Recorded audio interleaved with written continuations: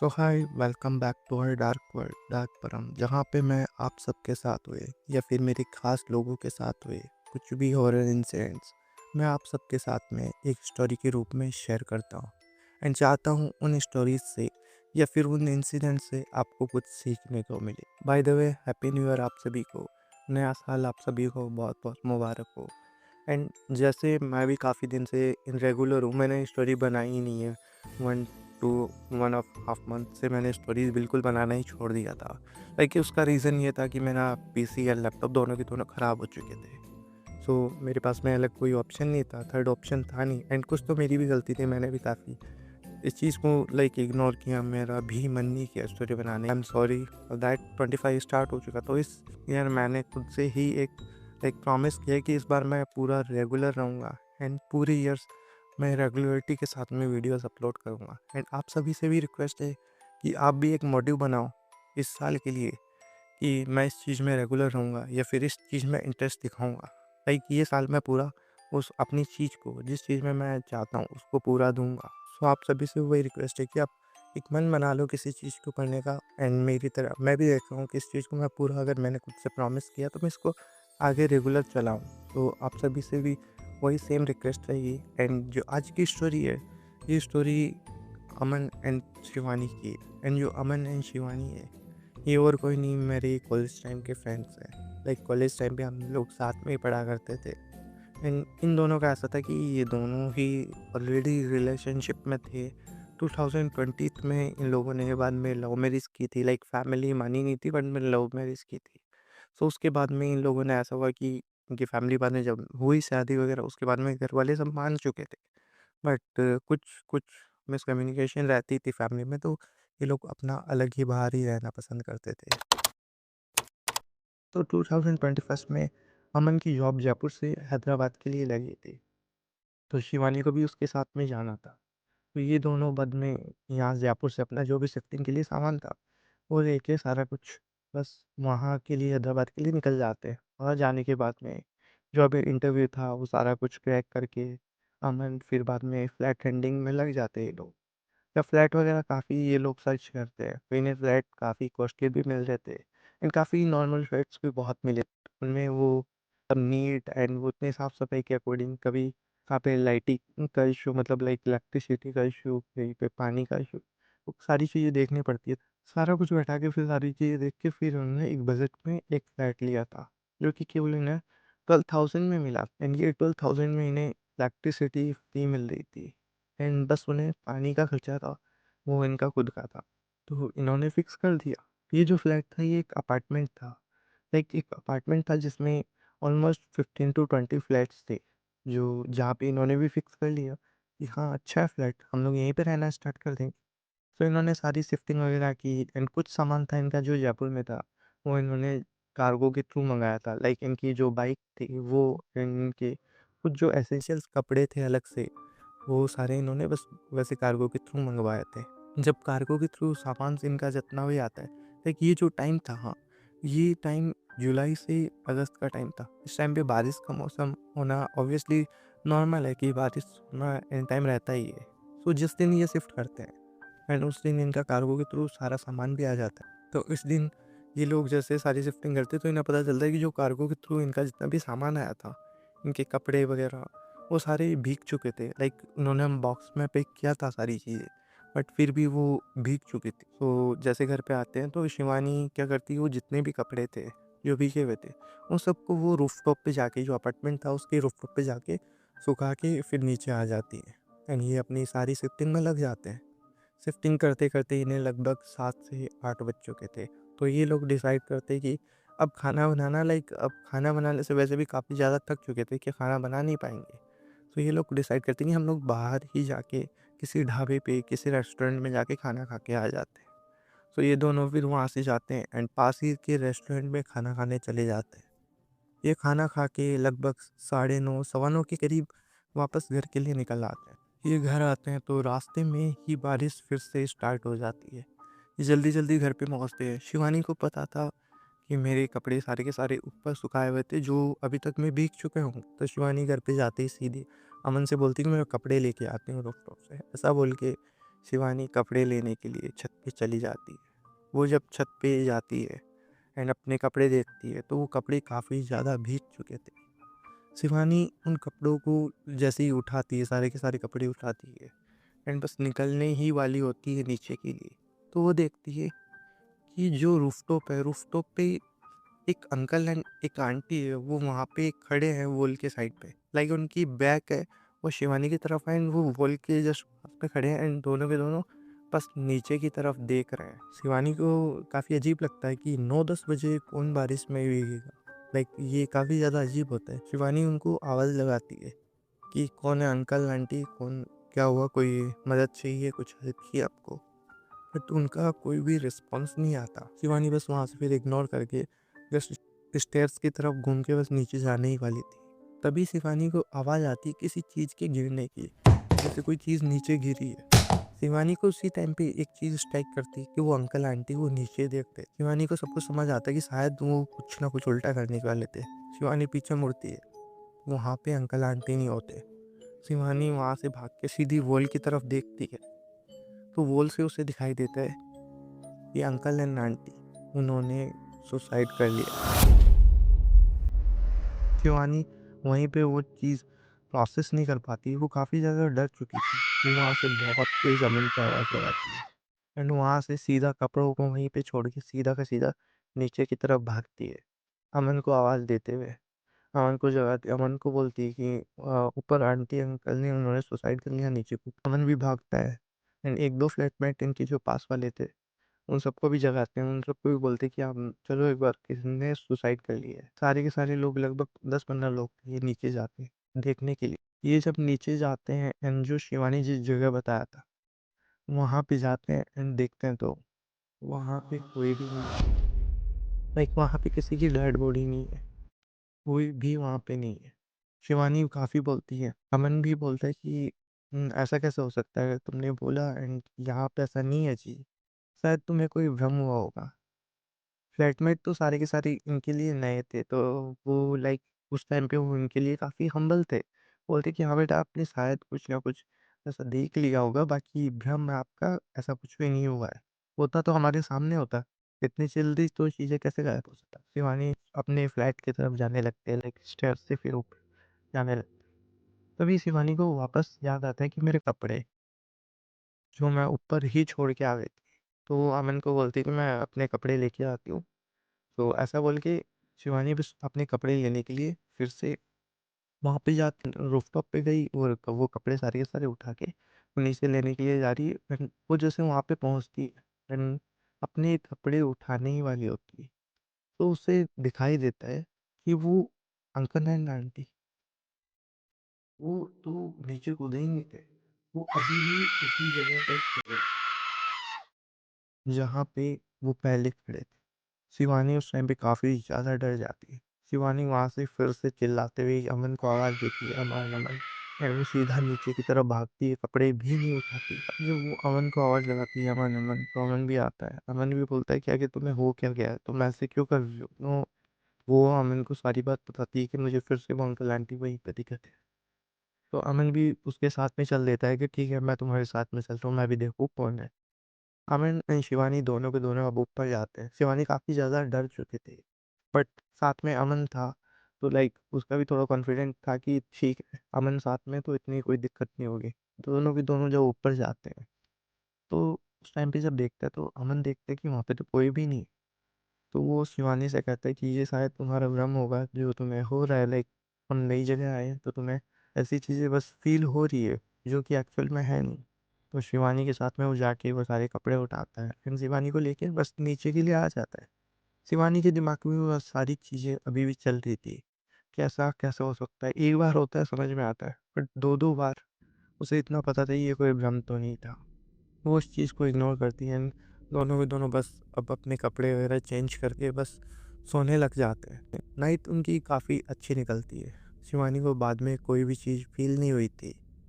उसके बाद में 10-15 दिन शिवानी एंड अमन के काफ़ी अच्छे निकलते हैं। तक शिवानी हमेशा रूप पे जाती थी, बट शिवानी को कभी कोई चीज़ ऐसी फील नहीं हुई, ना कभी अमन को ऐसी चीज़ दिखी।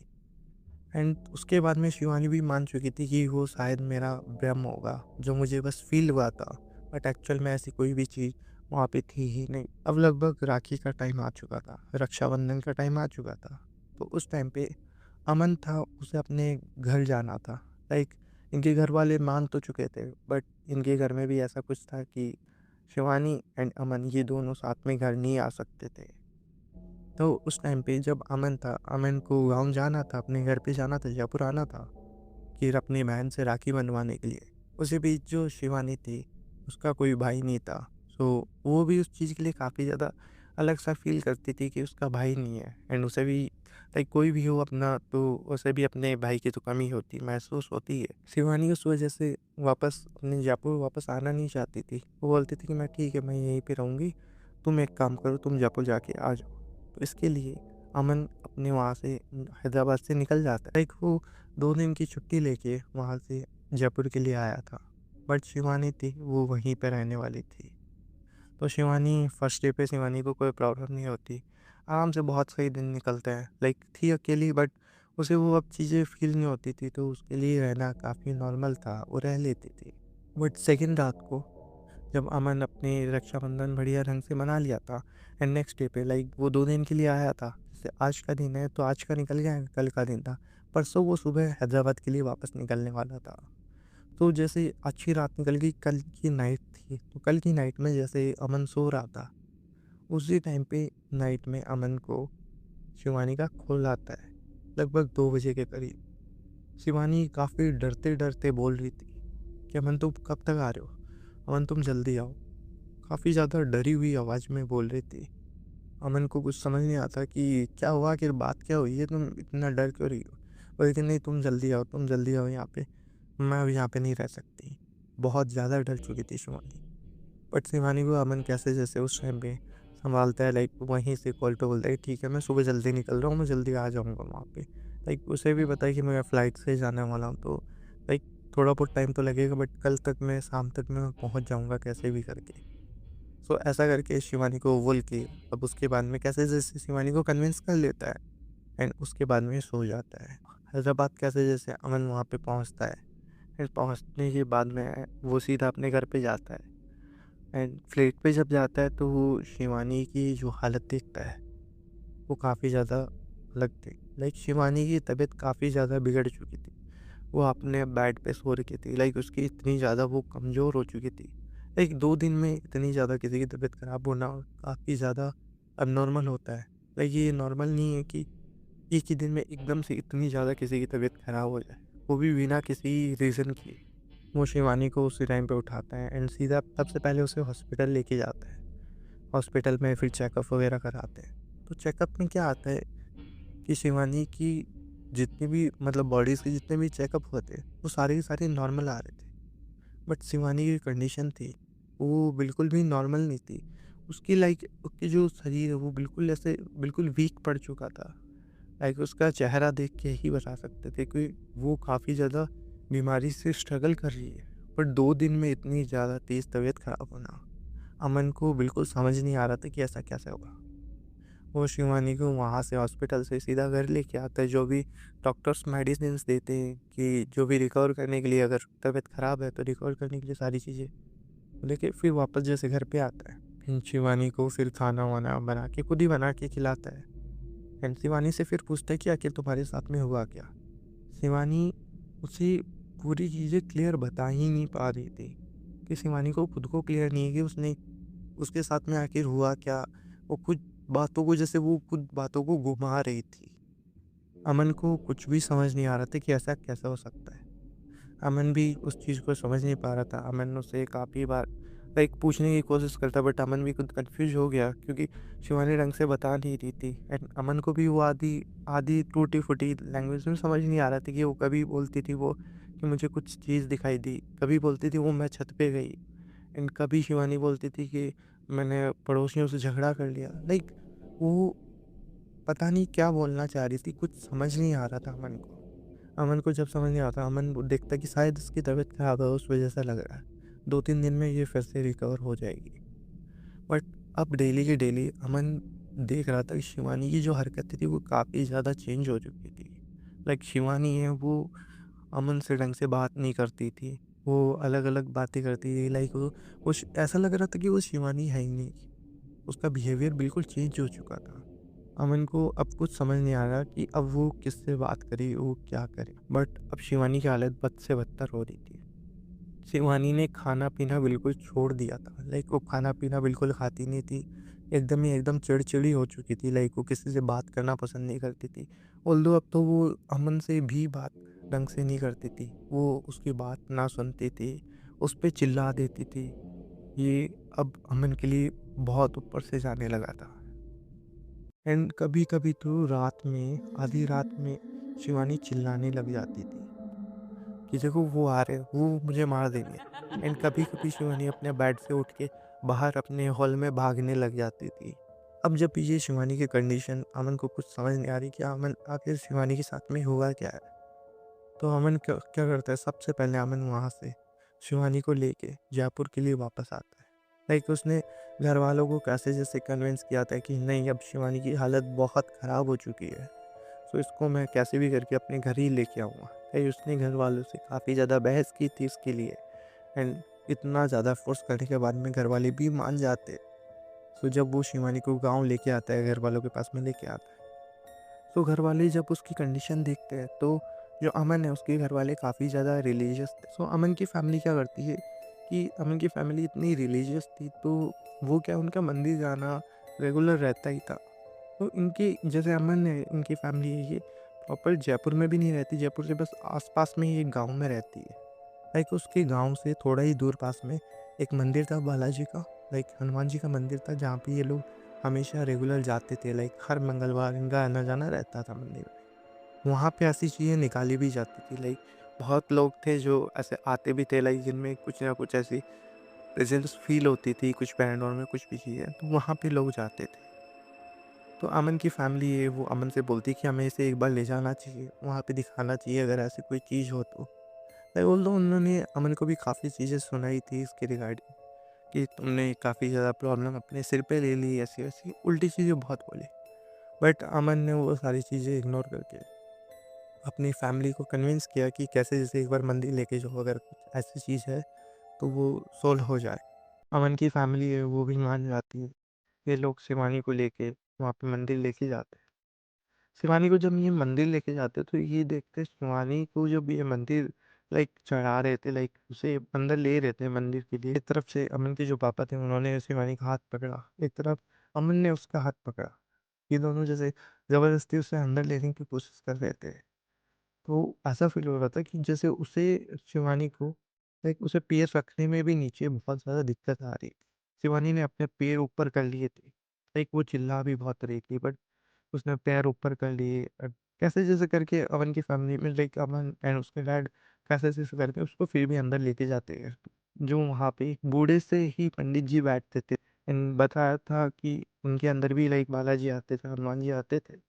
तो लाइक उनके हर मंगलवार आते, तो इन्होंने मंगलवार को ही वहाँ पे लेके गए थे। शिवानी से काफ़ी चीज़ें पूछते हैं लाइक पंडित जी कि तुम मतलब कौन हो? सारी चीज़ें उन्होंने पूछी कि यहाँ पे क्या करने आई थी? लाइक उन्होंने काफ़ी चीज़ें पूछी थी। तो उसके बाद में वो भभूति वगैरह देते। एक हल्का-सा ताबीज़ है जो शिवानी को बाँधा जाता है। फिर कुछ बहुत होती है जो उसे खिलाई भी जाती है। उसके बाद में शिवानी को बोला जाता है कि बेटा घर से बाहर मत निकलना। अमन की जो मॉम है उनके डैड को उन दोनों भी बताते कि आप लोग इसे ज़्यादा बाहर घूमने-फिरने मत देना एंड घर में ही रखना। धीरे-धीरे अपने आप ये ठीक हो जाएगी। बट जब अमन है, अमन इतनी चीज़ें जब देखता है एंड वो उसे अभी भी यकीन नहीं था कि ऐसी कुछ चीज़ें भी हो सकती है, तो वो उस टाइम पे पूछता है कि आप मुझे ये बताओ आखिर शिवानी के साथ में हुआ क्या है? जो आप इतना कुछ बोल रहे हो, ये सारी चीज़ें बोल रहे हो, आखिर शिवानी के साथ में हुआ क्या है? तो जो पंडित जी है, तो उनका बताना होता है कि शिवानी 2-2 आत्माओं से पजेस्ड है। लाइक 2-2 एंटिटीज़ है जो शिवानी के अंदर है। वैसे तो ये एंटिटीज़ इतनी ज़्यादा हार्मफुल नहीं थी, बट ये आगे चल के शिवानी को कैसे भी करके हार्म कर सकती थी। अमन को वो जब थोड़ी बहुत चीज़ें बताते हैं, तो उसके बाद में अमन को लगता है कि क्या पता ये चीज़ें सही है नहीं है।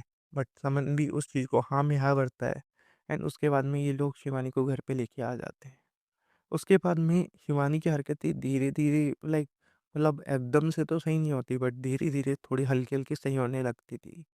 एंड उसके बाद में लगभग 1 से 2 महीना लगा था। उसके बाद में शिवानी ने नॉर्मल रूप में आई, लाइक वो नॉर्मल चलना-फिरना, नॉर्मल बात करना स्टार्ट किया उसने। इस 1-2 महीने के टाइम पे अमन के साथ में ही शिवानी रहती थी उसके घर पे।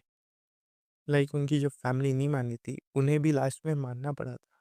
लाइक ये कुछ हद तक है तो ये एक लव स्टोरी टाइप में, बट एक फ़िल्मी सी लगती है, बट ये स्टोरी अमन के साथ में हुई। उसने मुझे बताया था कि ऐसा कुछ हुआ था नॉर्मल, बट उसने प्रॉपर वे में मुझे सारी चीज़ें भी क्लियर नहीं की कि उसने कितना सच बताया एंड कितना झूठ। तो मुझे भी नहीं लगता कि लाइक किस हद तक रियल है। उसने काफ़ी चीज़ें लाइक छुपाने की भी कोशिश की मैंने जब उससे बात की। एंड ये जब ये स्टोरी सुनी थी मैंने, तो ये अभी की है जब हम लोग अभी शादी वगैरह में गए हुए थे, एक शादी में तो वो भी आया था। लाइक हमारी किसी फ्रेंड की शादी थी, तो उस टाइम पे उसने मुझे अपनी सारी स्टोरी बताई कि मेरे साथ में ऐसा कुछ हुआ था। ये भी तब उसने बताया जब मैंने उसे बोला था कि मैं भी बस यूट्यूब पे थोड़ा बहुत कर रहा हूँ। लाइक उसने पूछा था वर्किंग में क्या करते हो? तो मैंने बताया था कि मैं यूट्यूब पे स्टोरीज़ वगैरह अपलोड करता हूँ। उसने बताया था कि मेरे साथ में ऐसा इंसिडेंट हुआ था। तो मुझे भी नहीं पता कि ये किस हद तक रियल है या नहीं है। लाइक मुझे भी नहीं पता, बट कुछ हद तक मुझे भी लगा कि ऐसा कुछ हो सकता है। लाइक उम, काफ़ी हद तक तो फेंकी हुई चीज़ें नहीं हो सकती कि किसी ने झूठ बोला हो या फिर सारा कुछ।